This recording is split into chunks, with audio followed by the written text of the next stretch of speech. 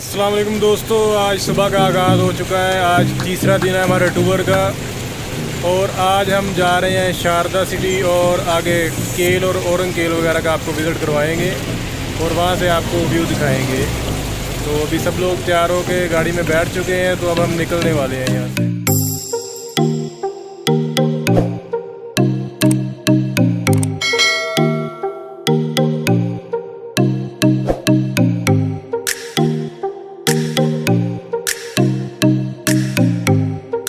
आज हमारे टूर का तीसरा दिन था। सब दोस्त आज भी बहुत पुरजोश थे। इसी जोशो जज्बे के साथ सब दोस्त मंजिल की जानब बढ़ने लगे।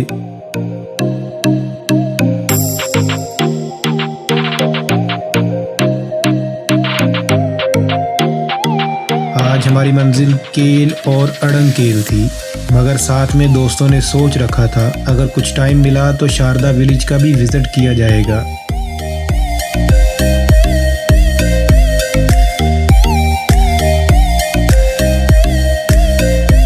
सफ़र बहुत ही आराम से कट रहा था। हसीन हसीन नज़ारों को हम अपने कैमरों और आँखों में स्टोर करते हुए आगे बढ़ते जा रहे थे कि सबको निकोटीन की कुछ कमी महसूस होने लगी और हमने शारदा सिटी मेन बाज़ार में चाय के लिए कुछ देर स्टे किया।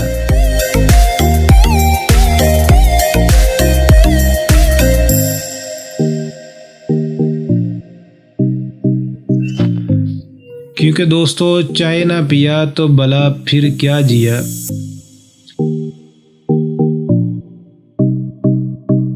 इलेक्शन की वजह से मार्केट यहाँ मुकम्मल तौर पर बंद थी, इसलिए हम चाय पीते ही फ़ौरन यहाँ से निकल गए।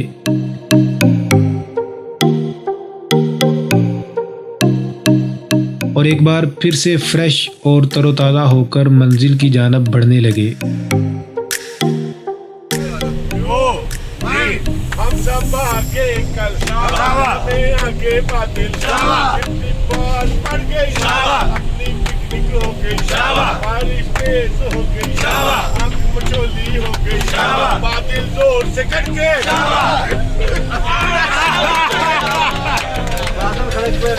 ओले बरसे, हम सब घोड़े भागे।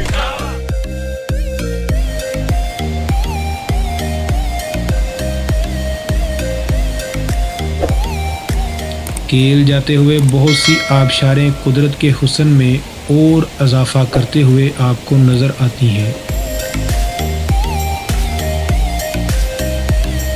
बहुत सी जगहों से तो आपको आबशार के पानी से ही गुजरकर आगे बढ़ना पड़ता है।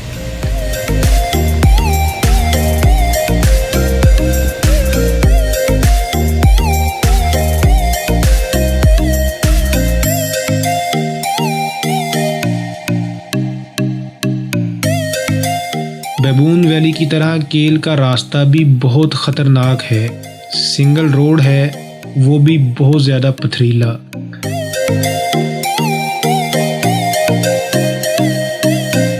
जिस पर सिर्फ एक गाड़ी एक वक्त में सफ़र कर सकती है, मतलब ओवरटेक का तो सोचना ही गुनाह है इधर।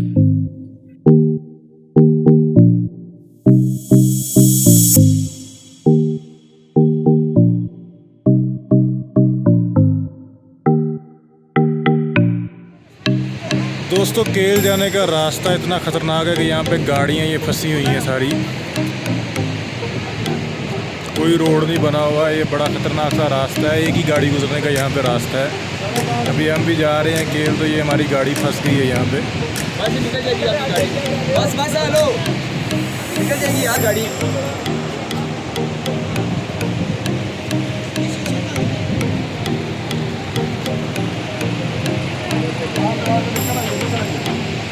गाड़ी में रखो,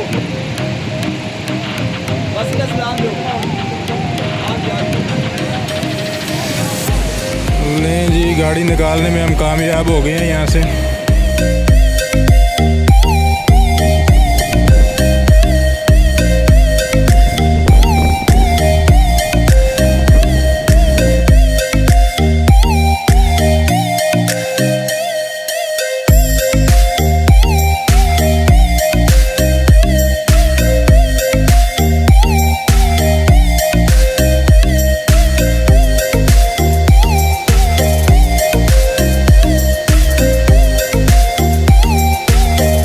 काफ़ी सफ़र करने के बाद एक और आबशार ने हमारा रास्ता रोका।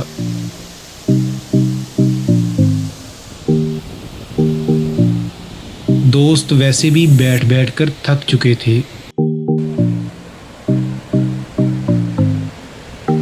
तो हमने सोचा क्यों ना इस आबशार के हुस्न को आपके लिए अपने कैमरों में स्टोर किया जाए।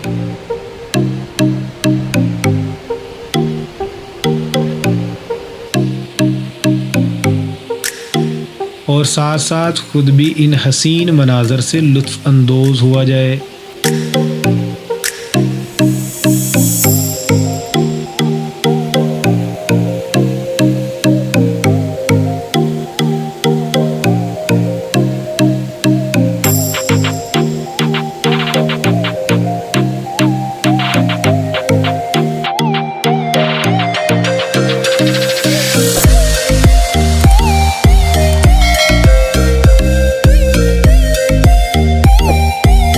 इस आबशार से निकले तो हम सीधे जा पहुंचे वादिये केल में।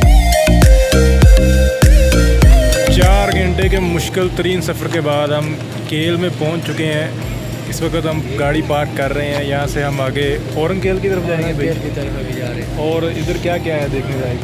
बस ऊपर औरंगकेल विलेज है, वो देख लें।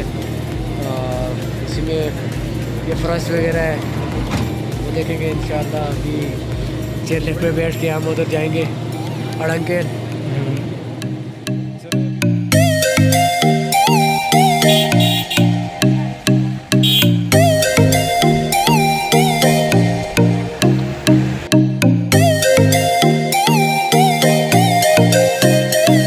काफ़ी देर हम यहाँ केल में इधर उधर कुदरती मनाजर को देखते रहे।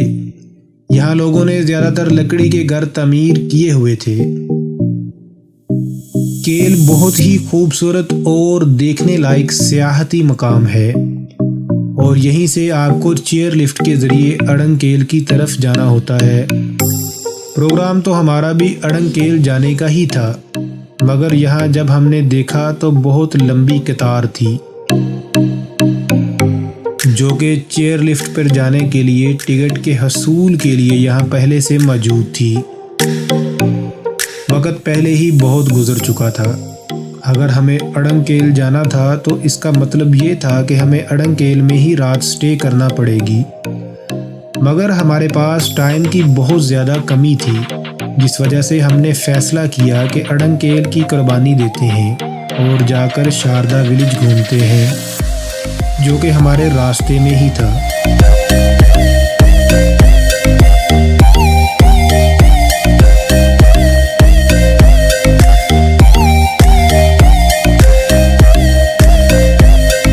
कुछ देर यहाँ ठहरने के बाद हमने वापसी की राह ली।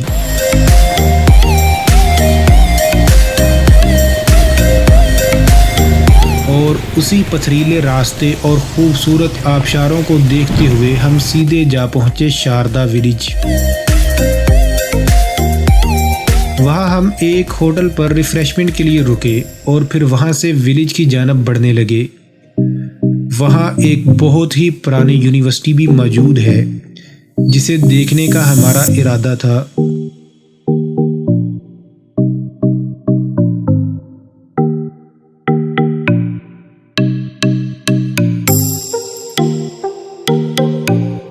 मगर एक दोस्त की अचानक तबीयत ख़राब होने की वजह से हमें यहाँ भी अपना इरादा तब्दील करना पड़ा और हम दरिया का किनारा छोड़कर आगे ना बढ़ पाए।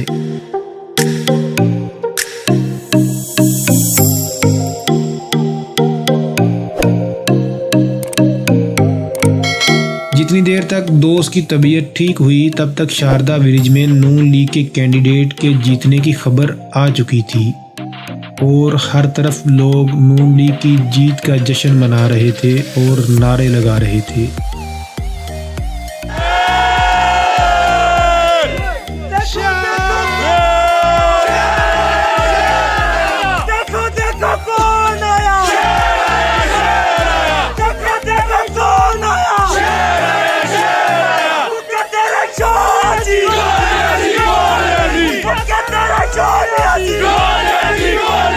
What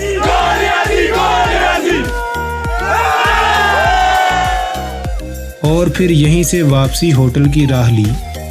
ये थी हमारी आज के दिन की कारगुजारी, जो कि बहुत अच्छी तो नहीं रही मगर बुरी भी बिल्कुल नहीं थी।